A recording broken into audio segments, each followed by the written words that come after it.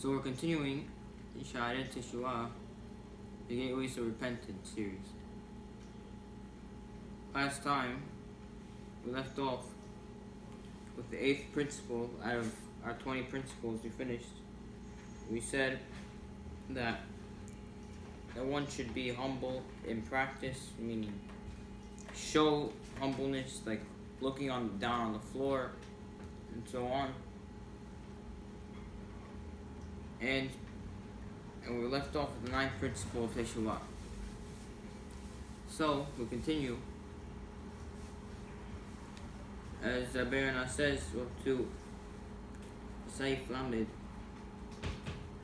in Sha'ar Aleph, HaTeshi'i, the 9th principle, Shevirat HaTa'ava HaGashmit, to break one's physical desire. Now what does that mean? Yashiv El Libo. So you should take the heart kia ta'ava olela le'avsho lachato. That was his desire that induced him to transgress and to pull his sin upon himself with the course of falsehood. Therefore, he should create a fence to protect the path of teshuva. And by abstaining from the unnecessary pleasures. And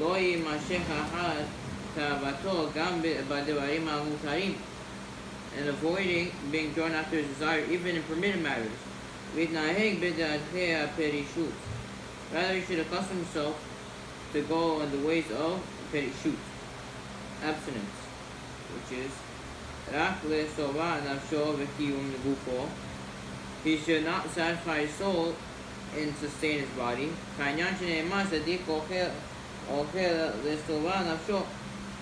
says in Mishle, a righteous person eats to satisfy his soul.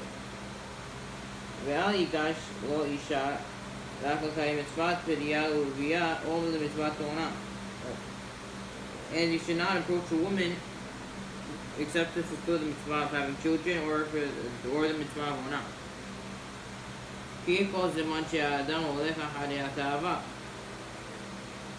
for as long as the person follows his direction of desire, he's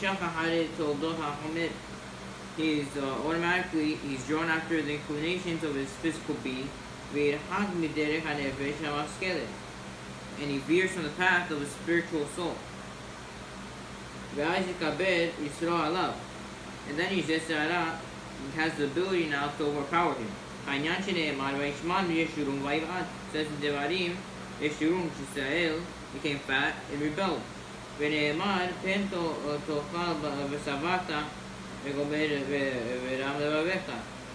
says later on, take care, or lest you eat and be satisfied, and let your heart become and your heart will become haughty, and then you will forget Hashem. Also says in Mishle that don't give me wealth, but instead give me allot me my daily bread, or else I'll be sated full. I'll deny you. And Hamim Zohanamaka said, Masek Sukkah in Bet Amud Bet, Eved Katan Yesh Ba'adam Maspia Ra'e Marivo Sabea. The small organ in a man, if he makes it full, he feeds it, he's hungry. But if he starves it, he's full. So now let's explain all that Barana said until now. So first, Barana's 9th principle, to break one's desire. So this means that he should realize that the reason he sinned was because of his desires. And in order to prevent it, he has to make a fence around that thing. He makes certain ways. I'm going to do this and this. Make sure it's not going to happen again. Creating fences so you won't fall into the Satan trap again. So then that's the first part. But the Barana says not only that. It's not just things that are asur to do. not just your desires that Hashem says you're not allowed. Even things that are mutar to do. You're allowed to, but it comes from desires. Which is, for example, a person eats. You eat. There's two things. You could either be, why are you here? Why are you here for? Are you here to eat? Do you live to eat, or do you eat to live? And obviously, live to eat means you live to eat. Your life is all about eating. Eat to live means the reason you're eating is so you could live, so you could survive. And we live to survive. We're not here to feed our desires, to live to eat. And that's what it says in Mishlet. Although it's mutar, you can't eat. Eat as much as you want. You're not doing any isur, obviously, if you're not eating. If you're eating totally kosher food, you're just satisfying your desires. So that's the problem. That's why we're not telling us. Don't feed your desires. Don't do everything for your desires. That's the point over here. So the point is, you're supposed to eat to the amount that you're full, and once you're satisfied, that's it. That's what it means. Even though it's true, through desires, sometimes we have to have these desires. We have to eat.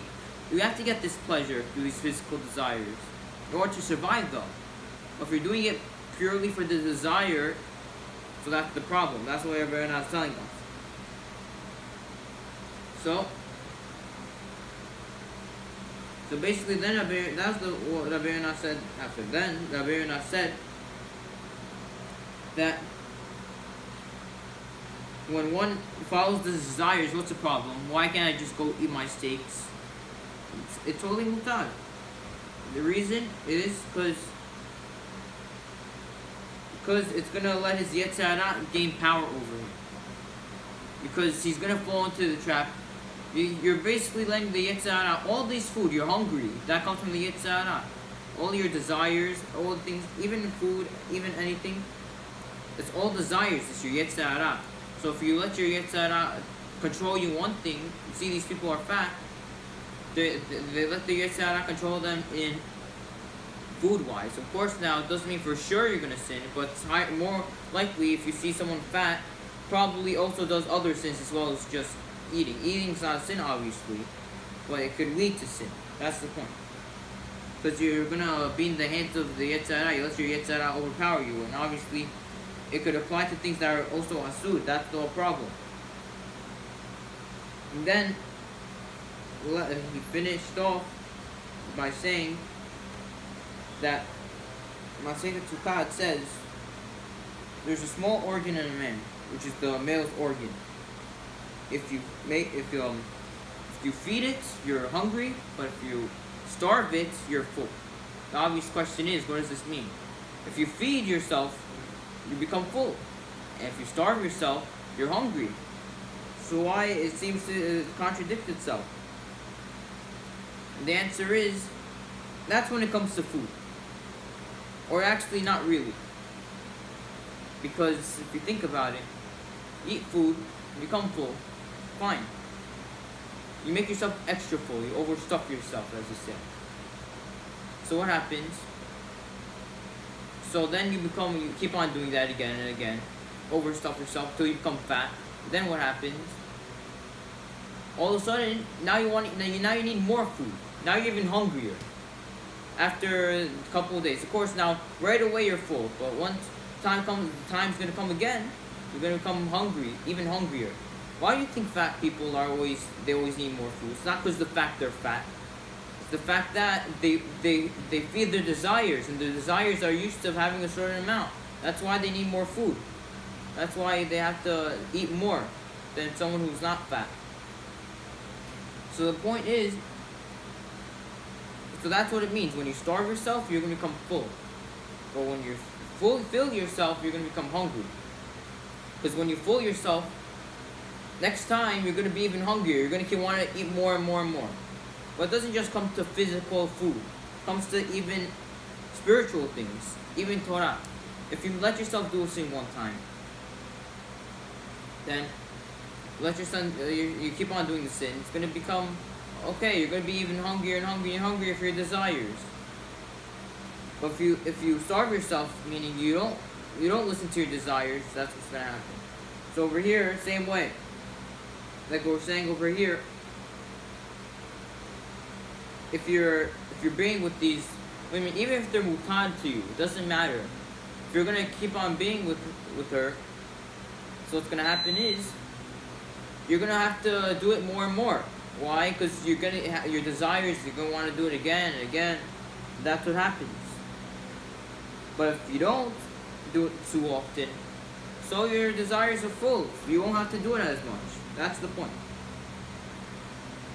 So continuing, the Saif Hamid says, "Ve'iner hada'ava netuna belev ha'adam shoresh kol ha'peulot." Behold, the desire that is seated in a person's heart is the root of all his actions, meaning that the heart's desire is what naturally motivates him, and that it motivates his actions. That's where his desires come from. Therefore, one remedies his desires.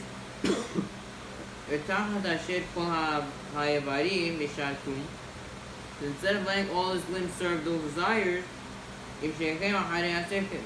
he will draw the limbs into the direction of his intellect.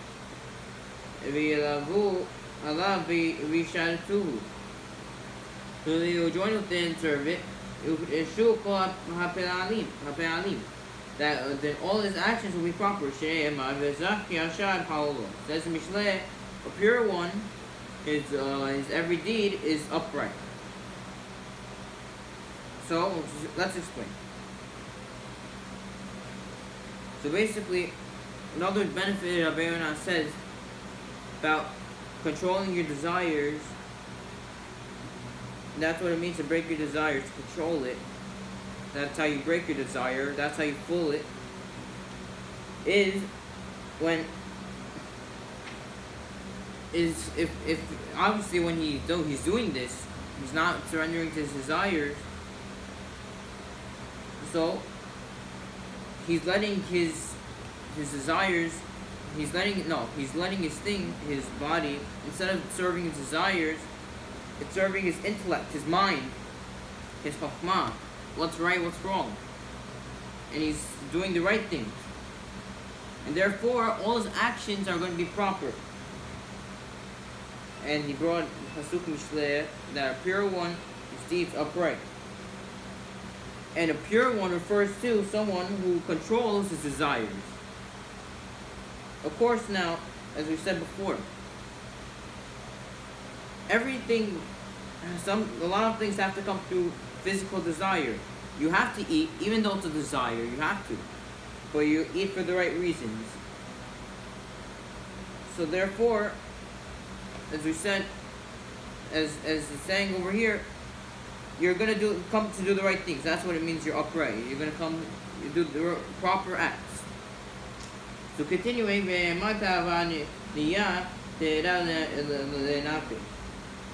also says later on, it says desire that is niyah is pleasant to the soul. Now what's niyah?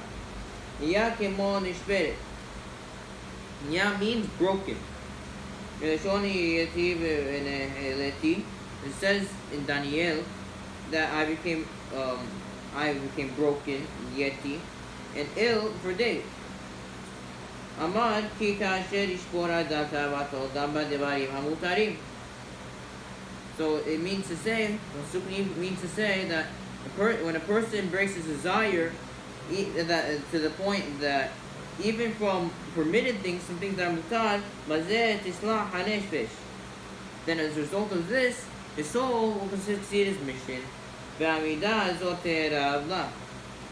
This character trait will be pleasant to it.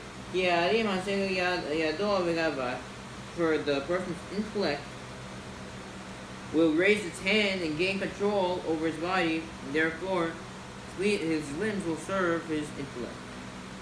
So what Baron is saying over here is bottom line,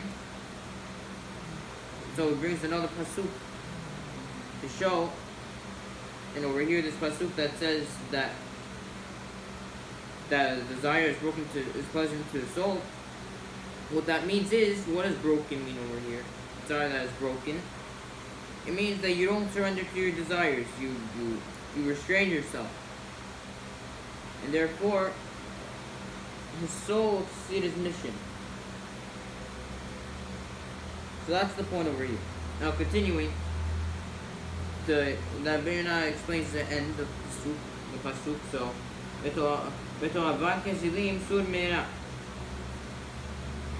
desire is broken is pleasant to the soul, as I said before, but continues.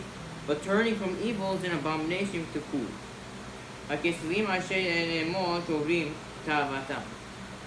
Means that the fools who do not bother to break their desire,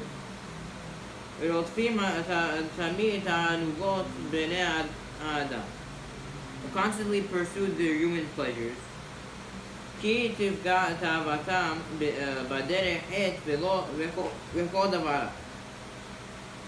the desire encounters a sin or any bad thing on its way, they will not turn away from it.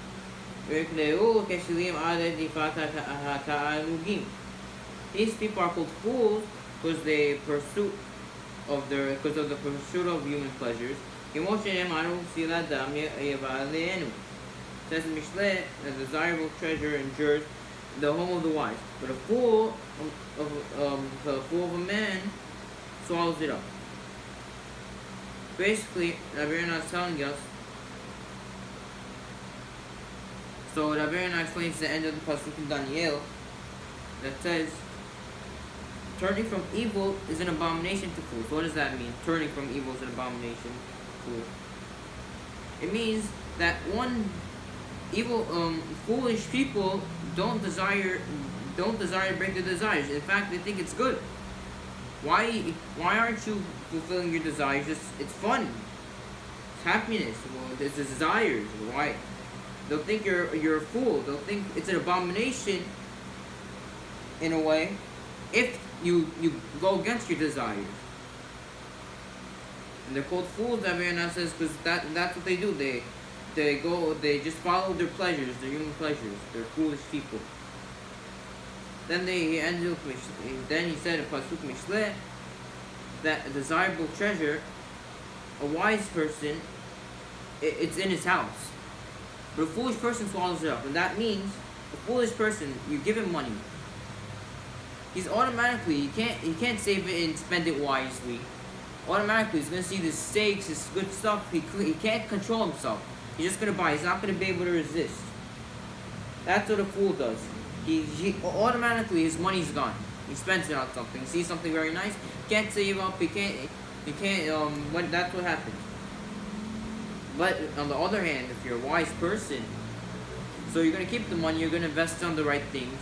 And that's what happens. It's not just all what you see. Wow, I want this. I want that. So that's the point. So I better not continue. הוי משכימה בבוקר שכה ידרכו וגומר, והיה כינור עונה וגומר. Says in Yeshaya, woe to those who rise early in the morning to pursue liquor, and who stay up late at night while the wine flames. And then it continues, there are harp and lyre and drum and flute, and the wine in their drinking places, but they will not contemplate the Year of Hashem, and will not look at the work of his hand. Also says in Mishle, right, Sadiq eats to satisfy his soul, but the stomach of the Rasha will always lack, meaning that's never full. The more he eats, the more he needs. That's what happens. The righteous person, on the other hand, so he doesn't need this physical pleasure. That's the point. Continuing.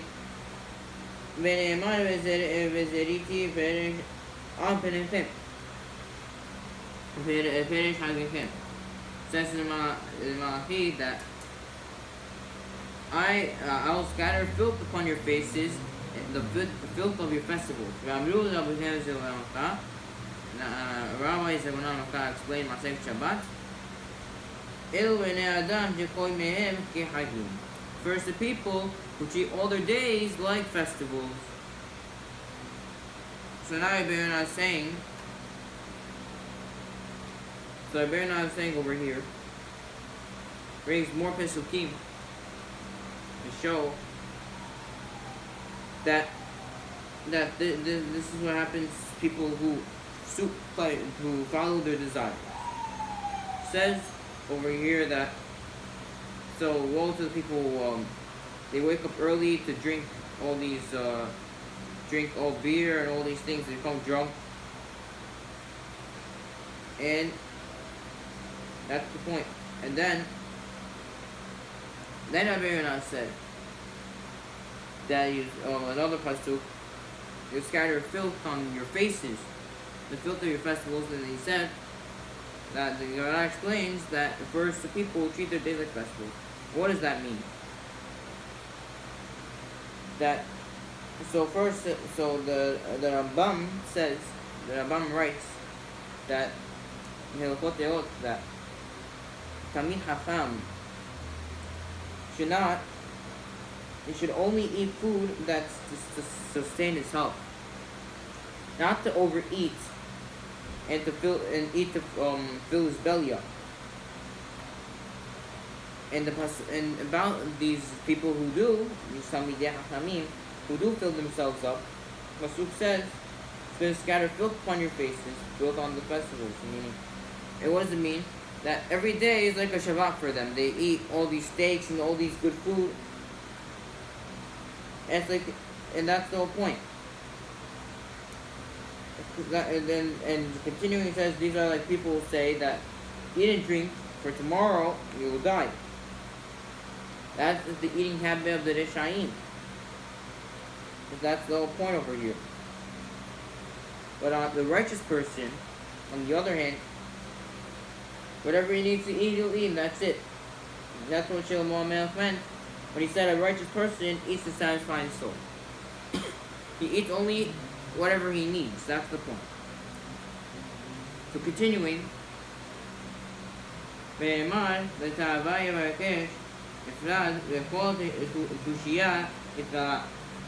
further says in Mishlei that one who seeks his desires separated, and all tushiyah he will be revealed. Perush, meaning, what does that mean? This is what it means.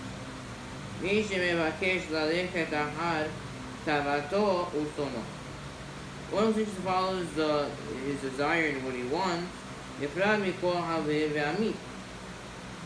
be separated from every possible associate and companion.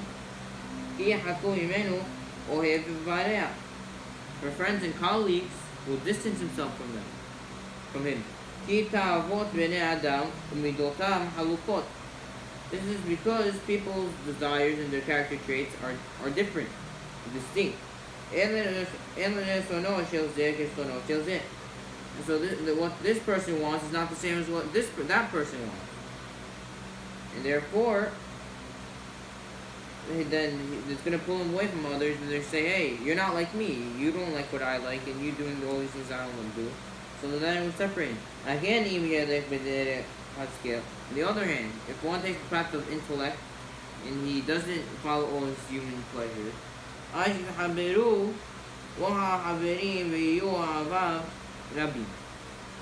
his fellows will attach themselves, and he'll have many friends. It is said as ethical teaching.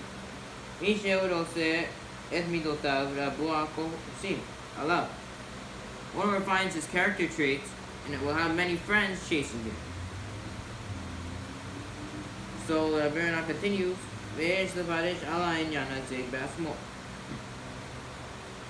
You can also explain it to another way that it shows the same idea, the very same idea. He seeks desires, the one who is separated, meaning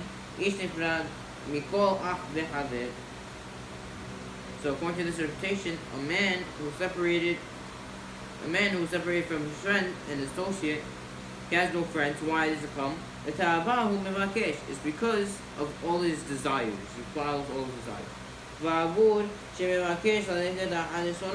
Since he constantly seeks to follow what he wants, and he's not the same as others, what other people want. Therefore, all his friends will distance themselves from him.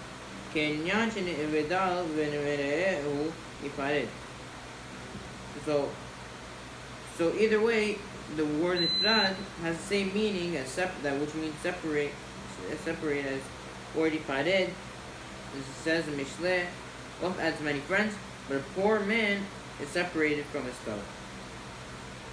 Has the same meaning. So let's explain what Baronat is saying over here. The Baronat said, a person who follows his desires won't have friends. That's the point. Obvious question is, we see all these gangs. They have all friends. There's people with them. In fact, it's the opposite way around. All these people who go, they're killing people. All these gangs, all these people, they have all their friends. It's really the opposite. People who are good people, of course they have friends, like not as such a popularity of friends. So what's going on over here? How could Abiru not tell us that many friends comes from following your desires? And you're saying if you don't follow your desires, if you do follow your desires, then you're not gonna have friends. How could it be? Because we see there are many people who follow their desires. See these people, they're going, they're killing people, they're doing all these things, all these gangs. They have a big gang, they have a lot of friends, they're the cool people, the gangsters. How could you say that they don't have friends? The answer is, you have to understand what it means to be a friend. A friend is not just someone who says, hey, I'm cool with you. It's not like the kid in the class who's cool. Doesn't mean he's your friend. Just because he's the cool kid in the class, he's the bully. All the bullies, they're all cool kids in the class. But they have a lot of friends. They're not really friends. You know why? Very simple. Because these people, go ask him to do something for you. He's going to say no. Ask your friend. He's going to say, hey, could you do this for me?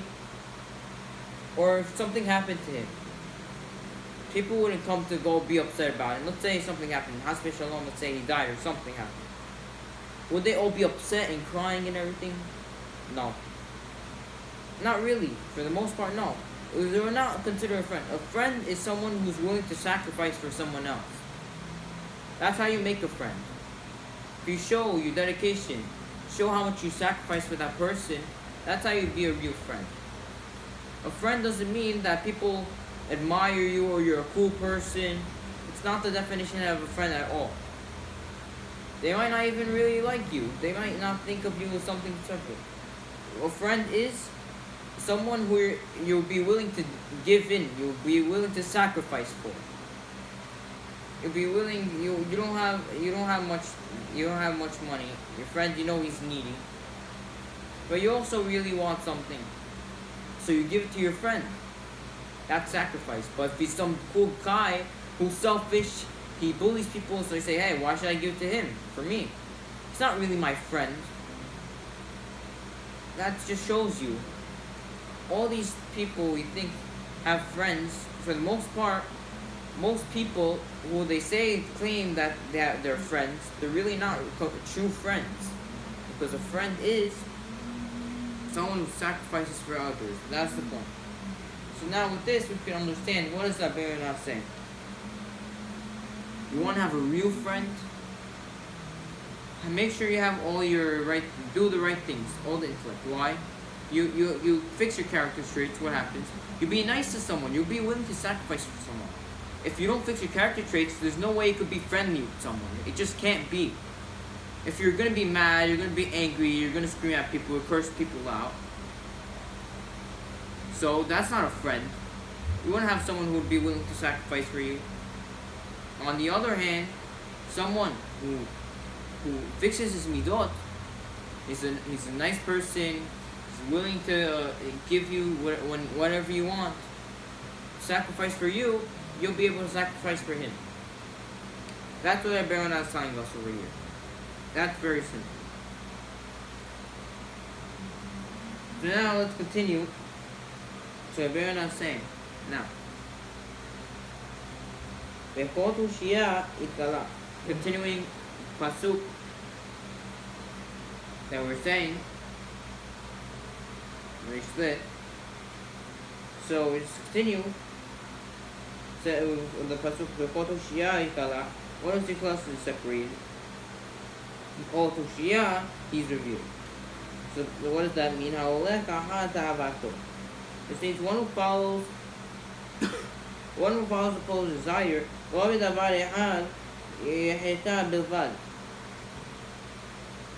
We'll say not only in the one thing, rather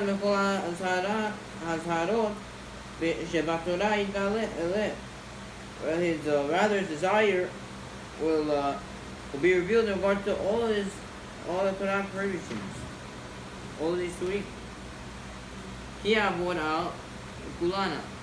Because for he'll transgress all of them. What ikala means if you revealed is in the expression, but every fool will be revealed in it. So ikala means like itkalet, to reveal. So let's explain. So what is Abirana saying now? So the Teshuva says all to Shia will be separated. What does it mean? All follows his desires will not only sin one thing. It'll lead to another thing. It'll lead to another. All the Isurim, it could lead to all the other Isurim in the Torah. Because if you let yourself do one thing, so it'll happen again. That's the point. So you'll sin even in a different matter. So you could be the puppet of the Satan in other places as well. That's the point. So continuing, say from his bit.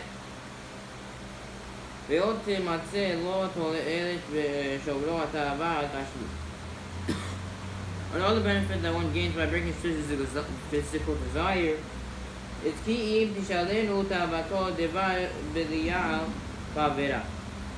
when he's accustomed to abstaining from his pleasures, when his desire asks him to do something criminal or sinful, you say,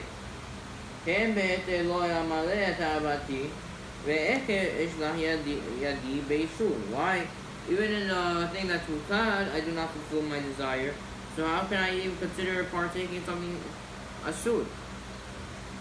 So the point is, over here, when someone does, he restrains, another benefit you'll have is that if you're doing the permitted things, you don't surrender your desires to things you're allowed. You don't eat too much. You eat only what you have to eat. The Satan says, "Hey, go do this sin. Go eat this steak." So if I don't allow my things, if I don't allow my desires to overtake me with permitted things that are allowed. So why something that's asur? Obviously not. If I'm doing this, I'm also doing this as well. I'm not doing the asur aim as well.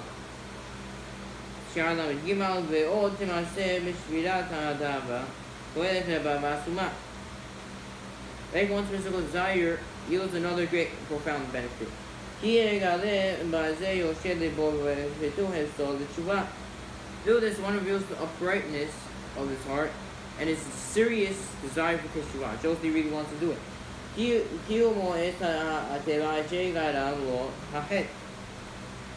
Since he is rejecting the instinct that caused him to sin in the first place.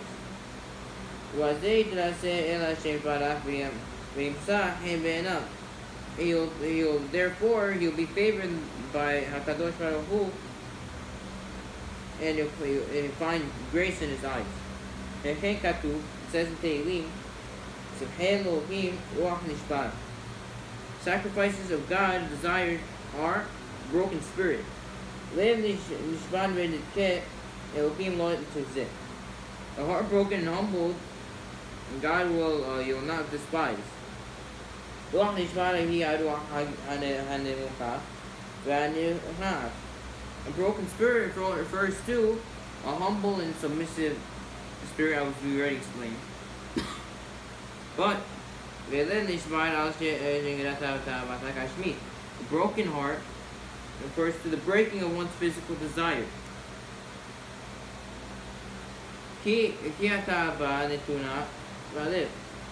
For the seed of the desires in the heart, we said, it says later on, you have granted him his heart's desire. Now this pasuk is stated in the Psalm of Teshuva, which is the 50 is more Nun Aleph, and that shows, as we said, it's a lot of principles of teshuva in there.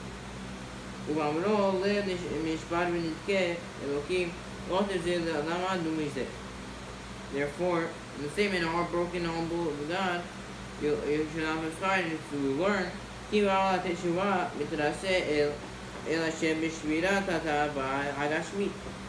about teshuva and favor by Hashem on account of breaking his physical desire. And since it's in this Psalm Teshuva, we also learn that's the principle of Teshuva. It first says with regard to Teshuva, in Yeshaya,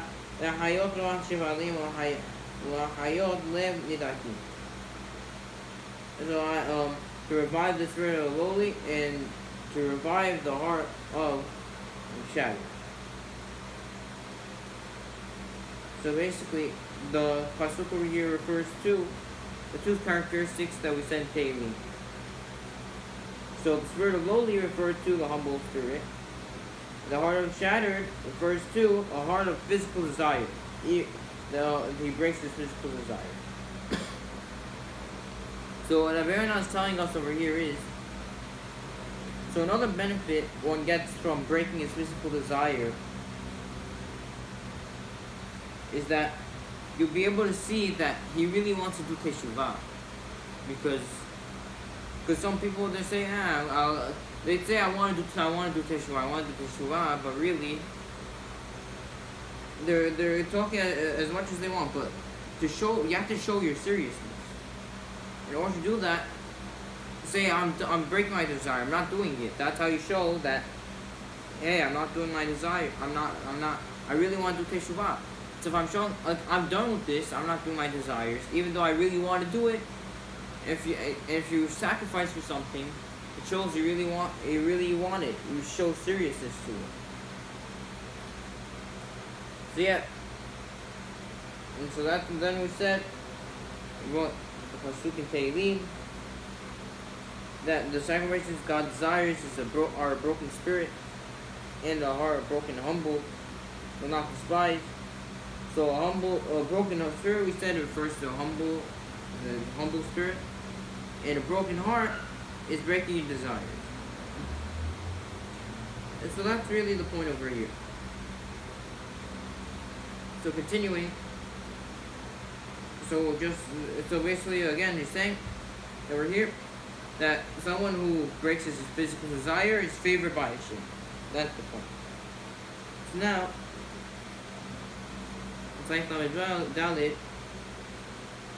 so concluding this principle, said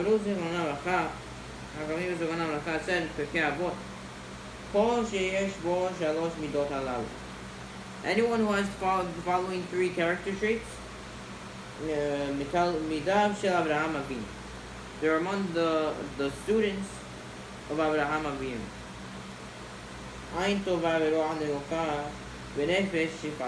A generous eye, a humble spirit, and a meek soul. What's a meek soul?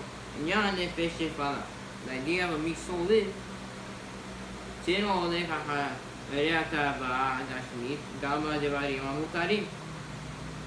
one who does not follow the pull of his physical desire, even in permitted areas, even when it's mukta. We see, how do you know Who said this is Abraham Avinu's trait? That if you don't do your desires even what's allowed? Where do you see that? Of course, now we know Abraham Avinu. Of course, he had this thing. Of course, Abraham was a tzaddik. What was this, like one of his main things? Like you could say, if you're asking, what was Moshe Rabbeinu's traits? You say he's humble. Okay, yeah, for sure. That's one of his like higher traits. That's what we're trying to say. How do you know this is one of Abraham's traits? And the answer is, it says about Abraham when they were forced to leave Mitzrayim, Abraham and Sarah were forced to leave Mitzrayim. Famous thing. See now I know that you are a woman of beautiful appearance.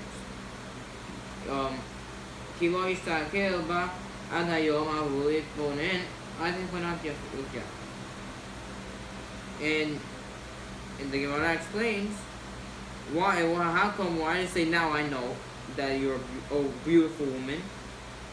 Because he never stared to understand and realize the quality of her beauty.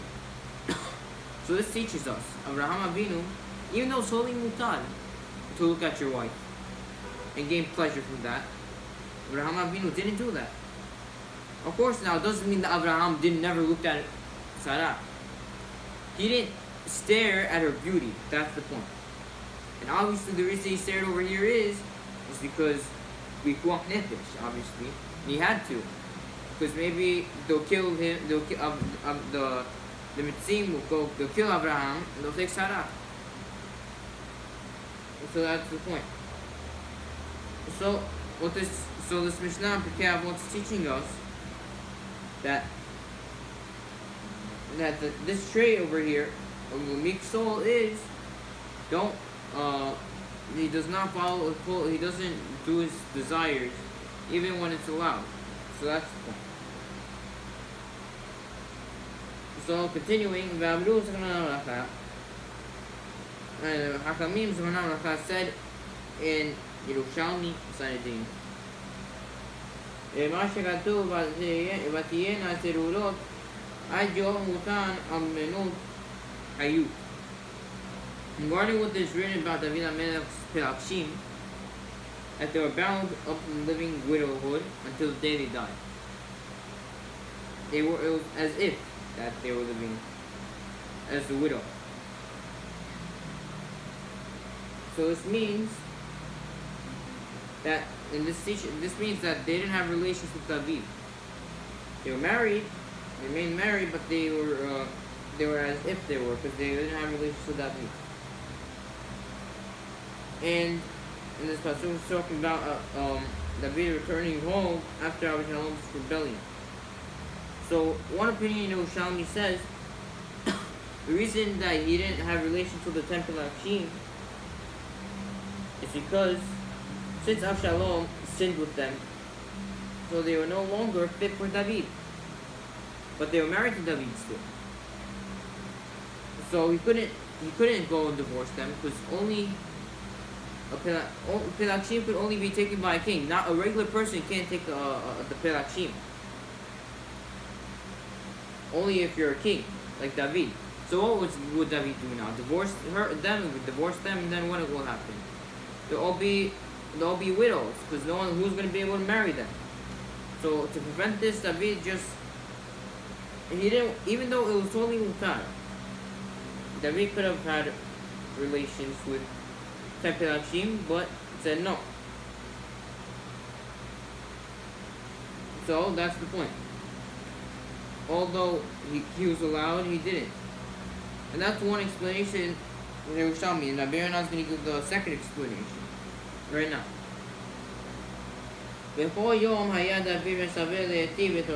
Every day David would command that their hair would look nice, and provide cosmetics to adorn them, even though he didn't have in mind to be with them.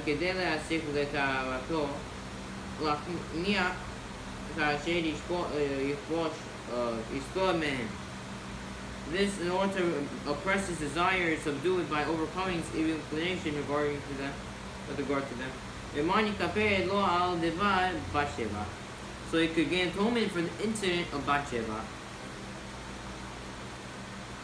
So basically, so according to the second explanation, David in Yerushalmi says that every day, so that David HaMelech would give Pelachim who were mutar to him, he could have had relations. He make them look extra beautiful for him in his eyes. Said no. He's not going to surrender his desires like he did with Bathsheba. And that's what happened. So in order to do teshuva for what he did, the incident with Bathsheba, so he said, hey, so he said to the Satan, hey, guess what? You desired something that was not allowed to you. Now I swear that I will make sure something that's even mutar to you, you won't desire. So we see that's what David HaMelech did. And this is the process of teshuva. So now let's continue. So that's the 9th principle of teshuva. So continuing now. Saif Lamet Ashiri, the 10th principle.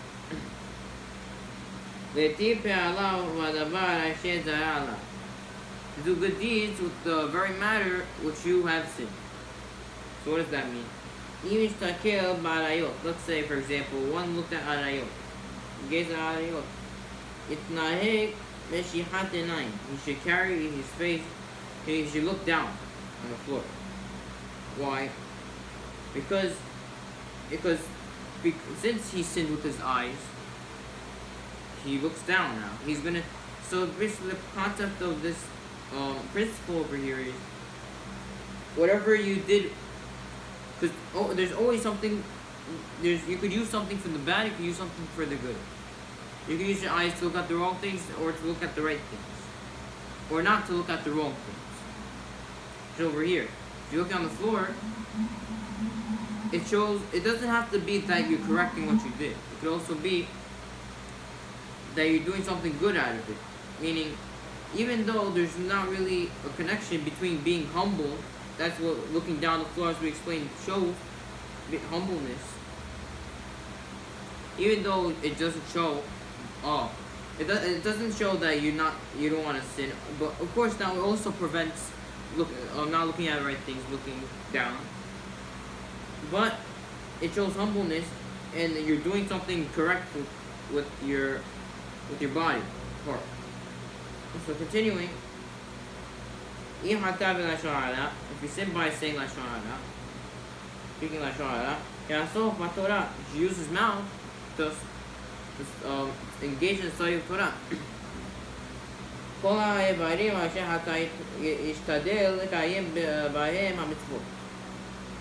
So one should try to do mitzvot with every living organ that you sin.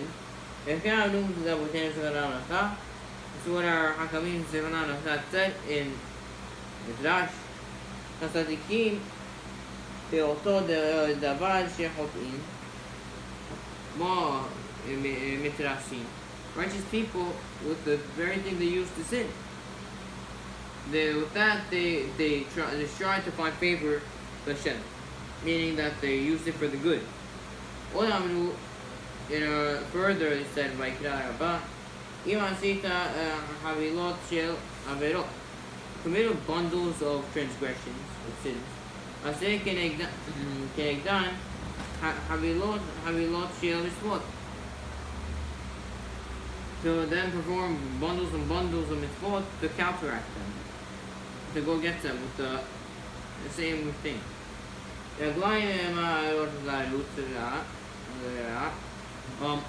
If your legs ran quickly to do evil, Yehud Asin Midvar Mitzvah. Let them go run to do mitzvah matters. Yeshon check it. We had a false tongue. Now let his mouth speak, express words of truth. Tovim Iftach bechokmah v'torah chesed al leshono. Let him open his mouth with wisdom, and let him teach. Let the teaching of his kindness be on his tongue. ידיים שופכות דם, his hands spilled blood, בטוח יפתח את ידו לאחד לענייה. Then open his hands wide to the poor, his poor fellows. So, he continues, if he had haughty eyes, let him be humble, carry himself with his eyes downward. As I said before, his heart plotted treacherous thoughts, but the boy is Torah. Let him memorize and store the words of Torah in his heart. As meditations of his heart will be focused on the Torah insights. Once in by stirring up strife between brothers, let him seek peace and pursue it. So let's get the bottom line, general concept of this principle. Whatever you did with your, whatever you sinned with, if you use your eyes to sin, you use your hands to sin. So with that, do good. So that's the point. Even if it has nothing to do with each other. Even if it's something like, as one of the examples that Ronnie brings, if you spilled blood, if you were killing people. So give poor people money. Why? What's a connection? It doesn't need to have a connection. As long as with your hands you killed. So with your hands now you give money. That's the point. With your eyes you did bad. With your eyes you do good now. You won't look at the wrong things. With your mouth you say la shaare. Now with the mouth you only say truth. You be an honest person. If you had gava, you always look down with your eyes. If you had bad thoughts, so you'll store the words of Torah in your heart. Therefore, you won't have bad thoughts anymore. Now you have good thoughts, all Torah thoughts. If you cause machloket, arguments between brothers, now you make peace. That's the point. So that's the 10th principle of teshuva. Continuing. The 11th principle, he pulls derakav, searching one's ways.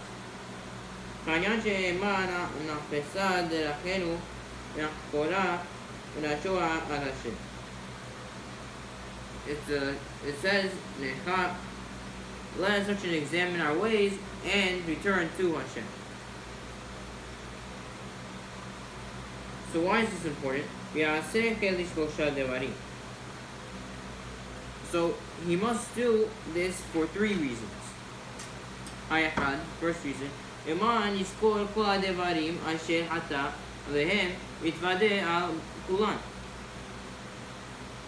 that he will remember all the sins he committed, and he'll be able to do vidui for all of them, the confession. It's crucial because vidui is one of the main components of teshuva to get person atonement. That's the second reason.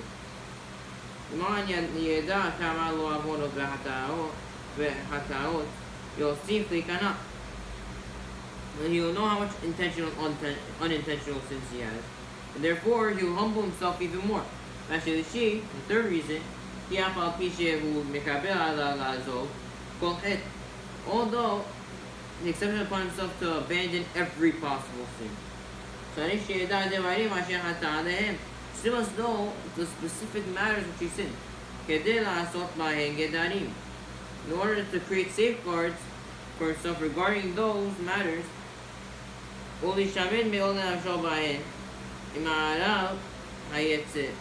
and to protect himself from the entrapment of these yesara in those areas, and because it has a tendency toward those sins.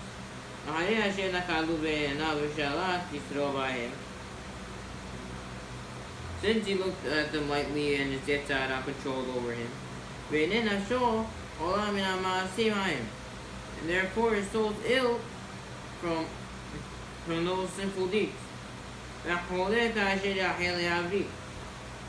we know that as a person begins to, when he begins to heal up,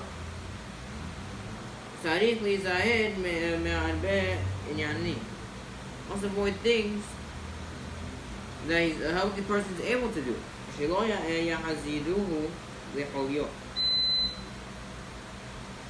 Or else he'll cause him to have a relapse. And that's a problem. So same way, someone who's spiritually ill, he's starting to do teshuva, he's becoming about teshuva. He has to make special safeguards around him so that he doesn't fall into the Satan trap and go back into his old ways. So just to explain this principle of searching one's ways. What does it mean to search one's ways?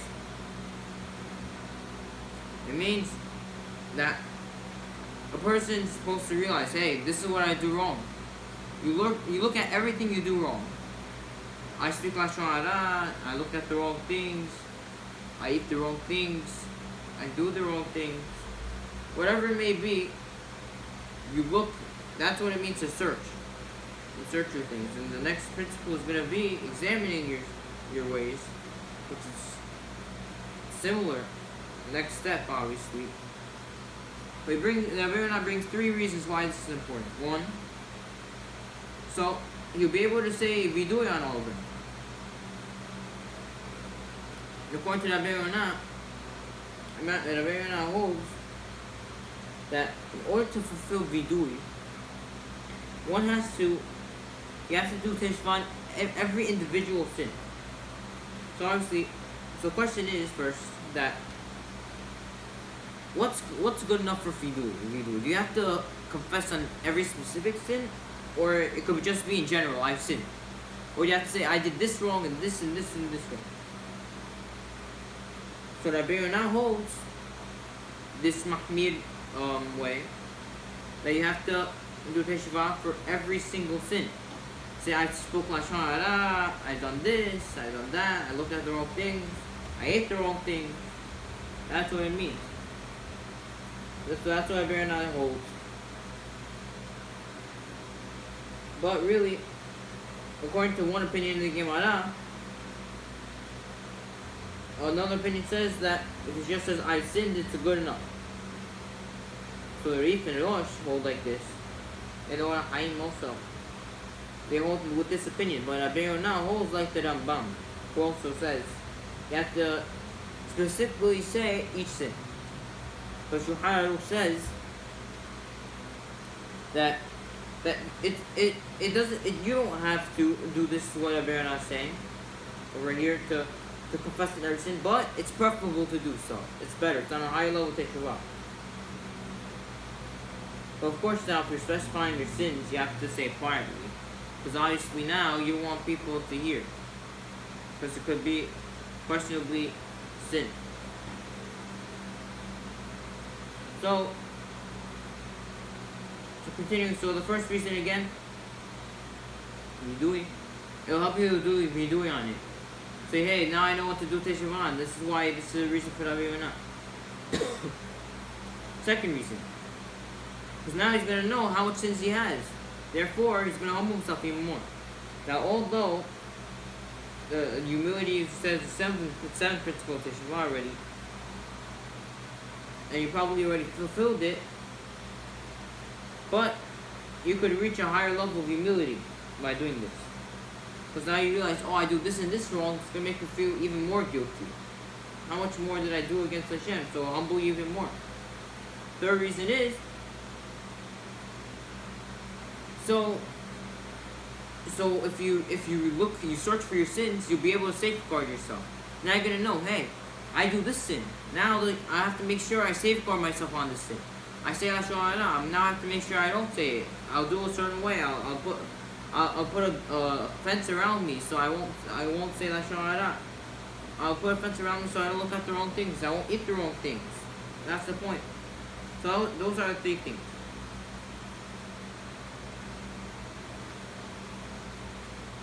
And of course now,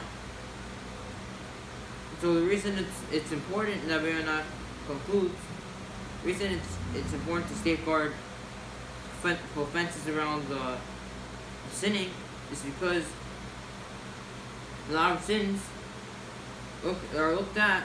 Oh, it's not that bad. It's lightly. They look at it lightly, and the Yeshara controls over them because it's not a big deal. And they keep on sinning again and again. And it concludes that person, when you're sick, so basically when someone's sick, when he begins to heal, he can't take certain things. He can't walk around. He can't run around. He can't eat certain things. Why? So if he does, it'll ruin the process of him healing. Even though no one person can, but he's in the process of healing. That's the same idea with the Baal Teshuva. Someone who's starting repentance. So what happens is, so he's just starting off, he's starting to recover. So he has to make sure extra specially to safeguard himself, or else he'll fall into his trap again. So that's the point. Continuing, in Shad Lavid Zayin, the 12th principle. The 12th principle is examining one's way. This is a continuation of the pasuk. Let us search and examine our ways. These two are our principles. Now we're examining our ways. What does this mean?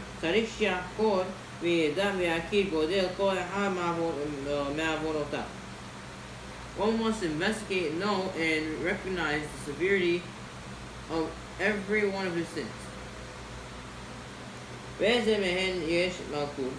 Which carries the punishment of Malkut.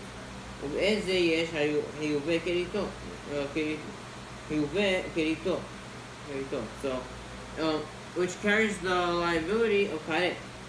Which carries the liability of the execution by Betin.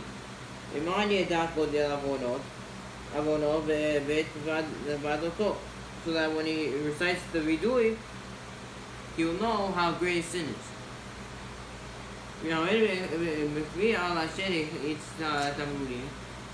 And cry bitterly for angering Hashem bitterly.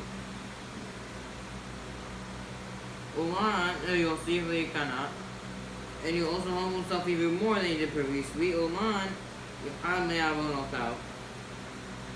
And also you'll be afraid of the punishments for his transgression. So for with regard to most severe transgressions, so the rule is teshuva, which is like if you're hayav karet or you're hayav mita, teshuva tola kaparatan v'isurin imanki. So teshuva, it requires suspended atonement. Also, only after you get afflicted by punishment, by suffering, your teshuva will be complete. So just to finish off this principle, with Ken Katub says in Yirmiyah, De'i darkech bagai de'i me'asi. See your pathway in the value, recognize what you have done. This principle of teshuva will explain below in the third shad. So, just to sum up this principle of teshuva, to examine your ways. What does it mean to examine your ways? The Beit tells us, see what's the punishment of your sins. Even though today we don't have bet din and we can't really be punished, we can't be put to death. We can't get lashes.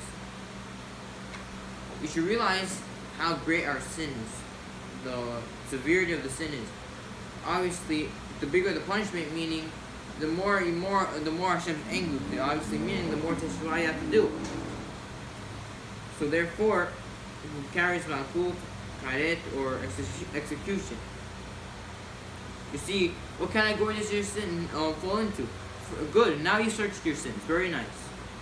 See, oh, I do this sin. I do shaare. I do this. I do that. What category? Where does it fall into? Are you hayav malkut, lashes, karet, execution? No, your kano, or hayav mita, or you're killing.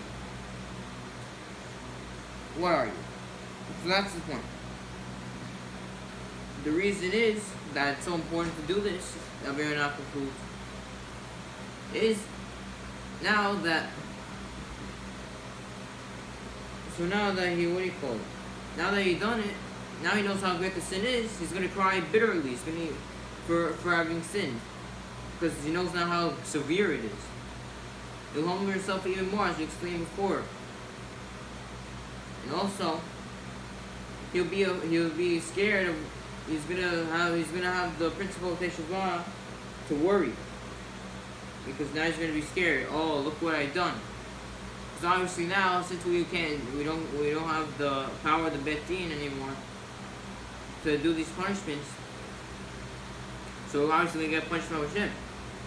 So you have to be worried. So that's the point. So that's the point. So now, very interestingly enough, so now we're continuing, actually. So the 13th principle, Shalom Ahet, deal with the next principle, Shelishi Asad. 13th principle, Yota Verota Kalot Hamurot, Be'ena. The view of letters and transgressions as severe ones. Why is this important? There are about funny for 4 reasons. Why is it important? 4 reasons. First reason. He in the Gadnut Avera. That one should not look at the smallness of the transgression. Aval Yabit Ligdulat Mishi Zir Alea. Rather, you should look at the greatness of the one who prohibited it. So again, the first reason, you don't look at how small the transgression is. Oh, it's a small sin. No big deal. But hey, Hashem said it was asur. So it's a big deal. If the President of the United States would come and say, for small things, to come and say, okay, if you drive in the streets, let's say, certain amount of miles per hour, you have to pay like $100. Okay, not the biggest deal in the world if you're a billionaire. Okay, but would you be willing to do it? No. Why? It's not a big severe punishment. But you know who said it was not allowed? Donald Trump, the President of the United States, said, "Hey, it's not allowed." So since we look at the greatness of who he is. We don't look at we look at the one who said it's not allowed. How great is he himself? But if it's some random guy, he's nobody. He said, "Hey, if you do this, I'm gonna make you pay $50." So you're not gonna treat it as such a big deal. Of course, now maybe if it was a bigger punishment, you might treat it even more. But that's the point. So that's the first reason. Obviously, all the more so when it comes to Hashem, who's much, much greater than these people. Shaare, the second reason. The Yetzirah has more control over a person with regard to the lighter sins, because he doesn't take them so seriously. ואולי תהי זאת סיבה להתמיד בהן. And this might cause him to commit them repeatedly. ואז יחשו גם הם בחמורות. In that event, these minor sins will also be considered severe ones. ויצטרף עונש כל פעם. The punishment of every time that he committed is combined with the others. משמעו על זה מייחוד של משיח שהוא נתפה וחלש. So Mashal, for this is someone who was drawn a silk thread. It's fragile and weak. כאשר יקבלו אותו כבעלים רבים יעשה עבור חזקה. When you double it over many times, it comes to a thick and long, strong rope. So therefore, if you keep on doing their sins repeatedly, it becomes a major thing. It's a very big punishment now, because of how many times you repeated it. So, Shelishi. So, before that, let's just explain. What's the second reason? So, when the lighter sins, you're going to think, the Yetzirah is going to make you think, it's not a big deal. So who cares if you did it again? So what?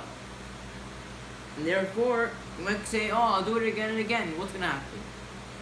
But when you do it again and again, Of course, now you're not being punished for you're not being punished for one category of sin. Every time you sin, it's again another sin, and added up all together becomes a very big punishment now. And again, there's mashal, this silk thread. It's very small, very weak. Well, you keep on doubling over and over and over. Now it's very hard. Now it's like a very strong rope. So that's the point. Third reason, third reason. כי בהתמדתו על העבירות נעשית בו כתר. Otherwise, you're just repeating a sin, as we just mentioned, when one commits a sin repeatedly, it becomes like it's mutante, as you just said.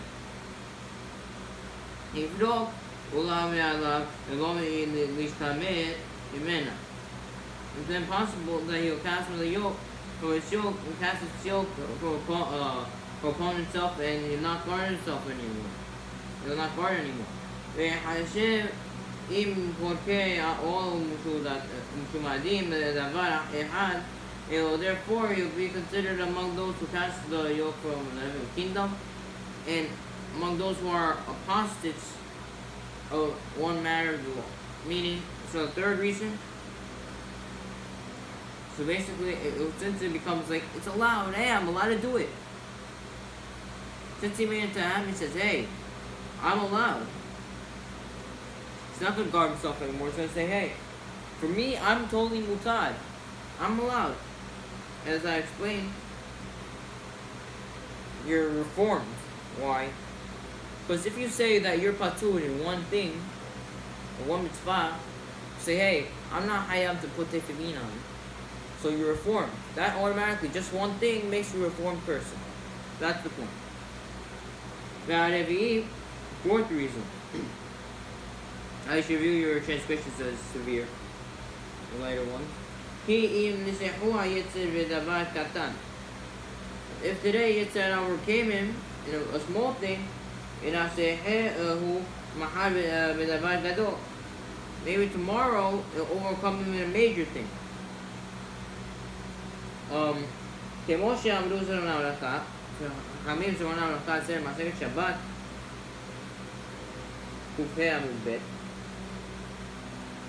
כל המשבח כלים בחמתו יהי בעיניך כאילו הוא עובד עבודה זרה. Anyone who breaks the utensils in anger, you shall view him as performing, doing עבודה זרה. וכך דרכו של יצר. This is the way of the Yisara. Hayom omed lo ka. Today he tells a person to do this. Mahar omed lo lekavod elokim aherim. Then he goes says, go and worship idols. He does that as well. So therefore, by viewing every sin as a major one, he immediately repents. Therefore, it's going to protect himself from all these things that we said. And the fourth thing is that so if you allow yourself in something small, you're gonna come to allow yourself in something big. That's the point. So again, just to quickly run over the four things, he will not disregard the greatness of one who issued the prohibition. Meaning that he's not gonna go against him. They're gonna say, oh, he's not great. He's gonna realize how great Hashem is. He will not commit the offense repeatedly. He's not gonna keep on falling into the trap. He will not become apostate. He won't become reformed, and he won't go into even more serious transgressions, bigger sins. So now the Rebbe talks about and brings a pasuk, Mereshit, where Adam, sons Cain and Abel, they brought the offerings to Hashem, and Cain's obviously didn't get accepted, so Cain was upset. So now he brings the pasuk, says that what Hashem is saying to Cain. Says in Bereshit that Hashem said, why are you upset? Why are you? Surely if you improve, say it. Improve, say it. But if you do not improve, sin hovers at your door, and it desires towards you, but you could conquer it. Pirush, this is the meaning. The meaning is Lama naflu vanecha. Why is your face fallen? Surely if you do improve your deeds and return to me, teshuva, your face will again be uplifted. So this teaches me Its interpretation, se'et, what does it mean? Tisa, to lift up. As it says in Eob, where then you would lift your face with blemish, without blemish.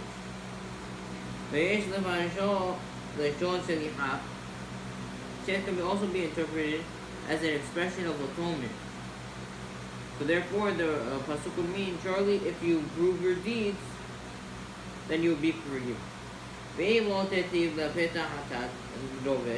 Shem continues, but if you do not improve, sin hover as that door. What does that mean? And this is what Abirana's real point over here is. If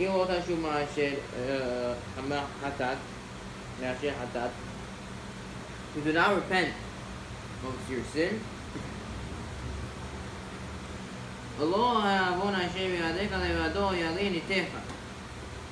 it's not only that you committed the sin that you committed will rest with you. Where Yetzirah hovers at the door. Which will make you sin wherever you go. And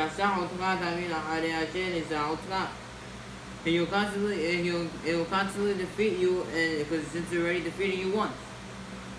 It laid a snare at you, and indeed you were trapped in it. Well, you have not repented, never did teshuva, so the next trap you will be vulnerable to fall into the next trap. Shall continues his desires toward you. Before getting there, so this is the main point. So let's just explain the main point that Birana is trying to show from this pasuk.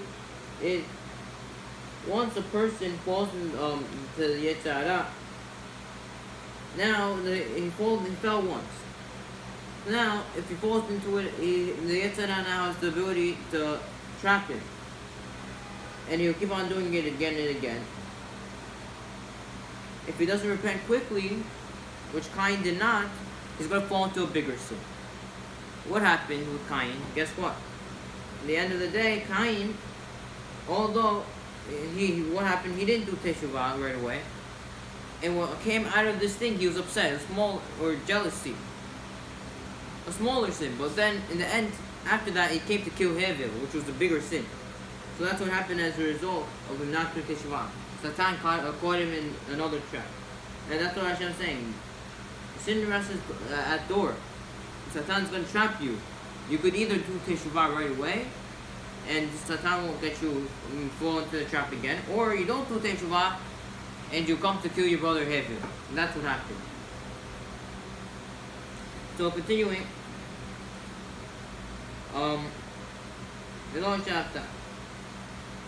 so Hashem continues, desire towards you, meaning the Yetzirah is to make you straight from the proper path. And it waits therefore to ambush you all the time.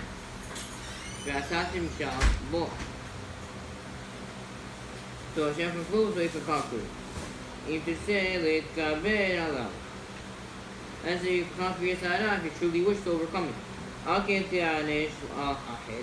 Therefore, you will become punished for every sin you do.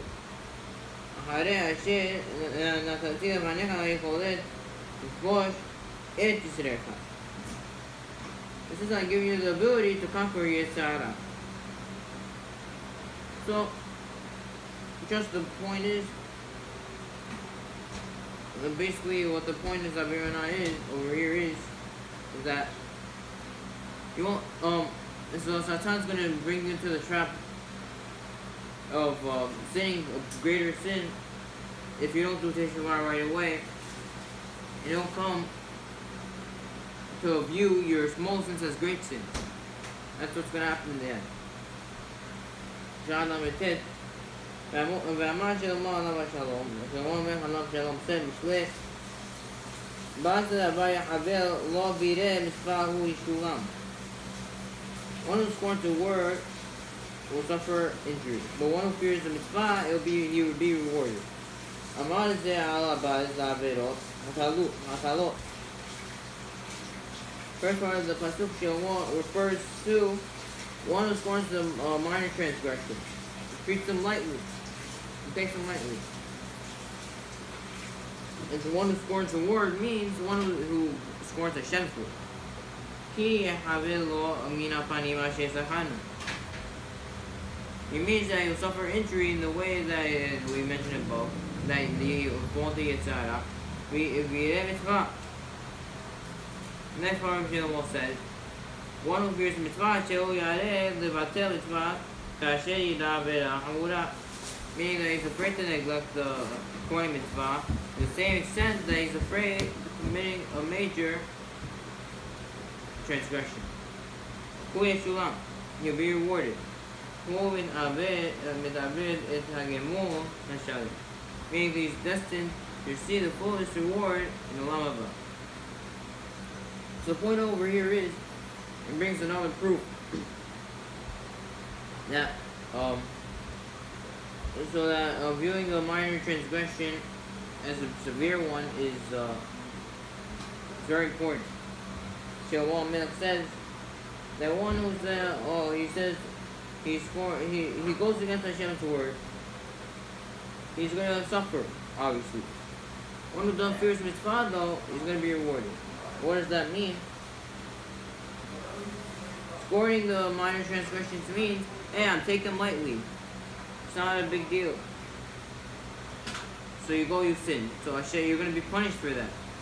And severely punished because you're going to keep on going to the trap again and again. That's what's going to happen. And you're going to pay the big price. And what's the injury that's going to happen? The injury is he's going to be injured, meaning he's going to fall into Yitzhara. That's what I mean. Fearing mitzvah means he'll be afraid if he treats a small avera as a big one, he's going to be rewarded to the full extent. That's the point.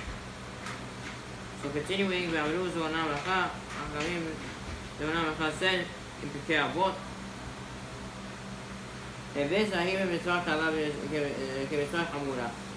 be scrupulous in performing a small mitzvah. Be careful in performing a small mitzvah as performing a major mitzvah. They said further in later on, mitzvah goreret mitzvah, v'avera goreret avera. One mitzvah leads to mitzvah, and avera leads to an avera. The consequence of a mitzvah is a mitzvah, and the consequence of an avera is an avera. So to conclude, Rabbi now brings Pirkei Avot says, so someone who treats a small mitzvah, why? First, at one point, Pirkei Avot says, treat a small mitzvah as a big mitzvah. Why? Because a small mitzvah leads to mitzvah leads to mitzvah, and avera leads to avera. You know what that means? It's going to teach us? Not just naturally, by habit. It's also unnatural. Meaning, to say, so we have, obviously now, you could say, I ate a lot of food. So the reason why, now naturally, I ate a lot of food, so now I'm going to naturally desire to eat more food, as we said before. And I'm hungry now. Why? Because I eat a lot of food usually. But even unnaturally, you sin, what happens? If you unnaturally sin, what happens is it even unnaturally leads you to another sin. See all these people, they sin all day, they try to learn Torah, they can't, even though they want to learn Torah so badly, they're going to be sleeping in the shiur, or something's going to happen to them. Why? You know why? Because they did avirot. Kabbalah says though, and the reason is because when someone sins, he creates a shell around the soul, which prevents Torah from coming in and mitzvot and stuff like that. Because he's captured by the Satan now. So it's going to be hard to break out of it, this shell. So basically, to conclude, so the point is, so this principle of teshuva, 13th principle is, this teaches us the severity of not sinning. This is what it teaches us. So it teaches us, it doesn't matter if it's a small sin, I'll do it. It'll add up in the end of the day, the Baranat tells us. And either way, you might say, okay, I'll be strong in my desires. No, it's like you're putting yourself in a big test, because automatically your desires are going to go up, and eventually you'll come to sin. So, finish for today. B'ezrat Hashem will continue next time to the 14th principle of Teshuva.